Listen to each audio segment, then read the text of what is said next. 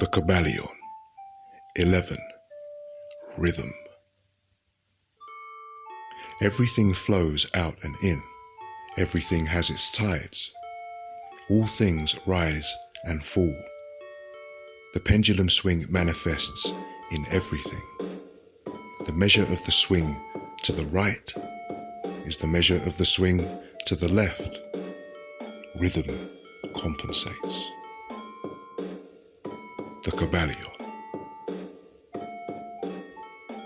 The great fifth hermetic principle of rhythm, embodies the truth that in everything there is manifested a measured motion, a to and from movement, a flow and inflow, a swing forward and backward, a pendulum-like movement, a tide-like ebb and flow, a high tide and a low tide, between the two poles manifest on the physical, mental, or spiritual planes.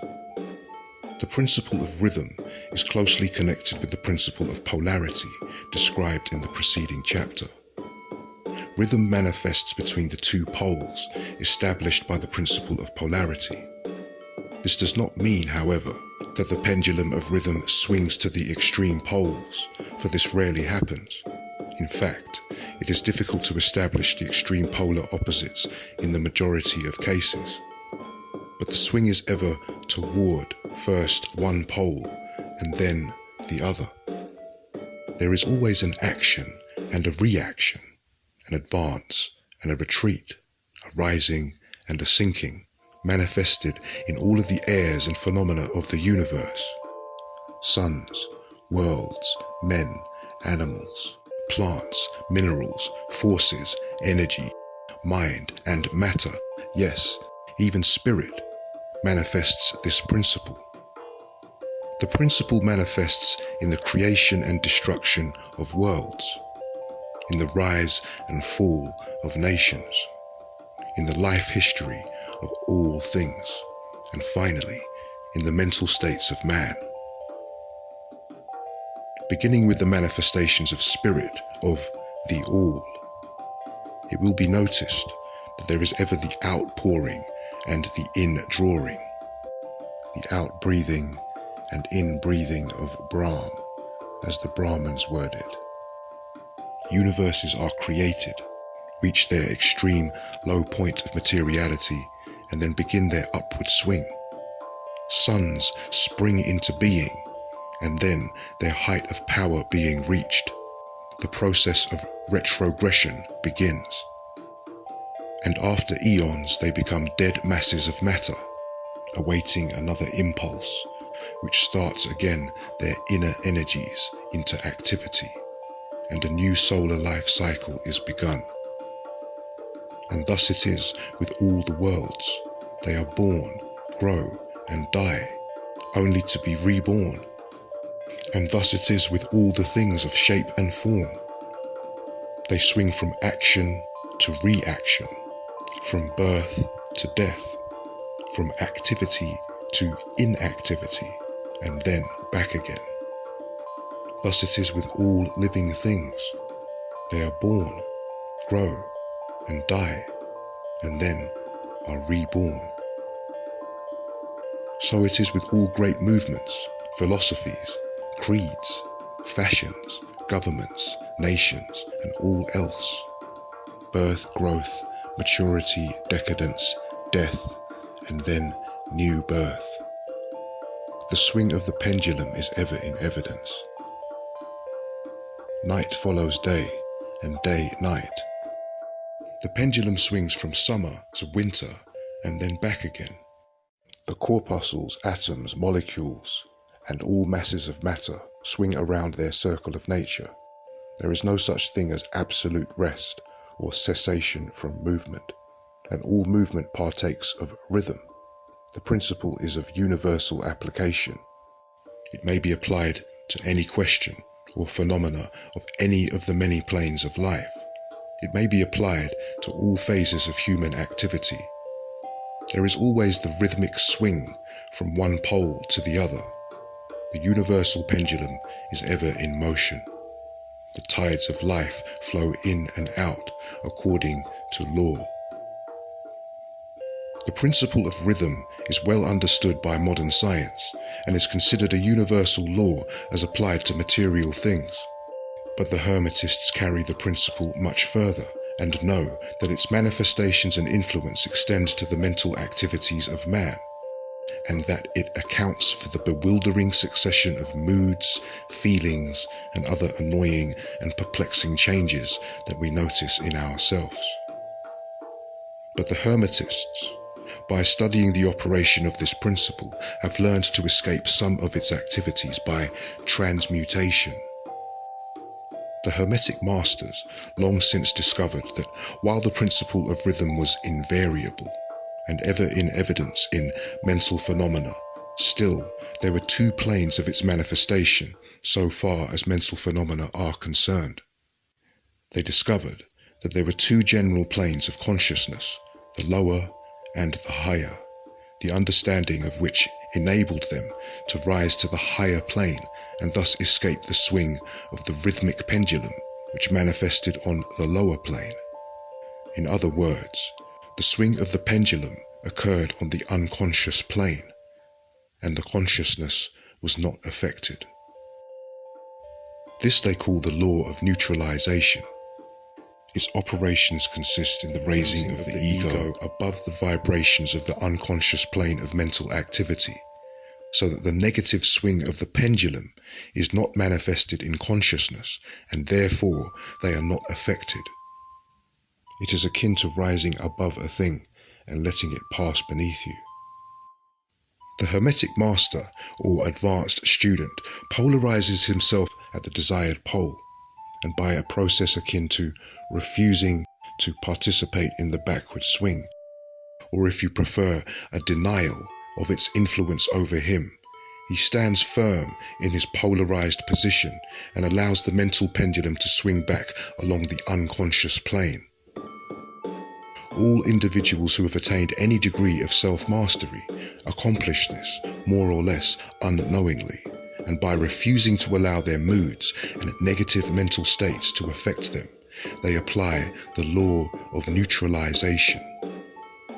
The master, however, carries this to a much higher degree of proficiency, and by the use of his will, he attains a degree of poise and mental firmness almost impossible of belief on the part of those who allow themselves to be swung backward and forward by the mental pendulum of moods and feelings. The importance of this will be appreciated by any thinking person who realizes what creatures of moods, feelings, and emotion the majority of people are, and how little mastery of themselves they manifest. If you will stop and consider a moment, you will realize how much these swings of rhythm have affected you in your life. How a period of enthusiasm has been invariably followed by an opposite feeling and mood of depression. Likewise, your moods and periods of courage have been succeeded by equal moods of fear. And so it has ever been with the majority of persons. Tides of feeling have ever risen and fallen with them, but they have never suspected the cause or reason of the mental phenomena. An understanding of the workings of this principle will give one the key to the mastery of these rhythmic swings of feeling, and will enable him to know himself better and to avoid being carried away by these inflows and outflows. The will is superior to the conscious manifestation of this principle, although the principle itself can never be destroyed. We may escape its effects, but the principle operates nevertheless. The pendulum ever swings, although we may escape being carried along with it. There are other features of the operation of this principle of rhythm of which we wish to speak at this point. There comes into its operation that which is known as the law of compensation. One of the definitions or meanings of the word compensate is to counterbalance, which is the sense in which the Hermetists use the term. It is the law of compensation to which the Kybalion refers when it says, the measure of the swing to the right is the measure of the swing to the left. Rhythm compensates. The law of compensation is that the swing in one direction determines the swing in the opposite direction, or to the opposite pole. The one balances or counterbalances the other. On the physical plane, we see many examples of this law. The pendulum of the clock swings a certain distance to the right and then an equal distance to the left. The seasons balance each other in the same way. The tides follow the same law, and the same law is manifested in all phenomena of rhythm. The pendulum with a short swing in one direction has but a short swing in the other, while the long swing to the right invariably means the long swing to the left. An object hurled upward to a certain height has an equal distance to traverse on its return. The force with which a projectile is sent upward a mile is reproduced when the projectile returns to Earth on its return journey. This law is constant on the physical plane, as reference to the standard authorities will show you. But the Hermetists carry it still further. They teach that a man's mental states are subject to the same law. The man who enjoys keenly is subject to keen suffering, while he who feels but little pain is capable of feeling but little joy. The pig suffers but little mentally and enjoys but little. He is compensated. And on the other hand, there are other animals who enjoy keenly, but whose nervous organism and temperament cause them to suffer exquisite degrees of pain. And so it is with man. There are temperaments which permit of but low degrees of enjoyment, and equally low degrees of suffering, while there are others which permit the most intense enjoyment, but also the most intense suffering. The rule is that the capacity for pain and pleasure in each individual are balanced. The law of compensation is in full operation here. But the Hermetists go still further in this matter. They teach that before one is able to enjoy a certain degree of pleasure, he must have swung as far, proportionately, toward the other pole of feeling. They hold, however, that the negative is precedent to the positive in this matter. That is to say that in experiencing a certain degree of pleasure, it does not follow that he will have to pay up for it with a corresponding degree of pain. On the contrary, the pleasure is the rhythmic swing, according to the law of compensation, for a degree of pain previously experienced either in the present life or in a previous incarnation. This throws a new light on the problem of pain. The Hermetists regard the chain of lives as continuous and as forming a part of one life of the individual, so that in consequence the rhythmic swing is understood in this way, while it would be without meaning unless the truth of reincarnation is admitted.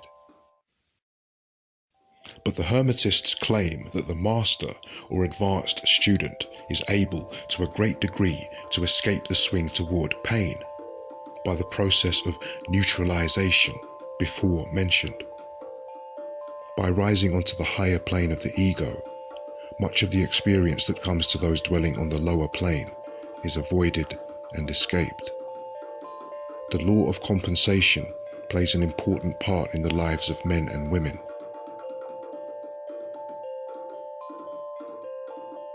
It will be noticed that one generally pays the price of anything he possesses or lacks. If he has one thing, he lacks another. The balance is struck. No one can keep his penny and have the bit of cake at the same time. Everything has its pleasant and unpleasant sides.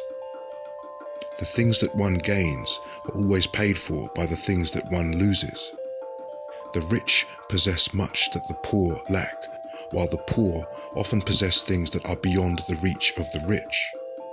The millionaire may have the inclination toward feasting, and the wealth wherewith to secure all the dainties and luxuries of the table, while he lacks the appetite to enjoy the same.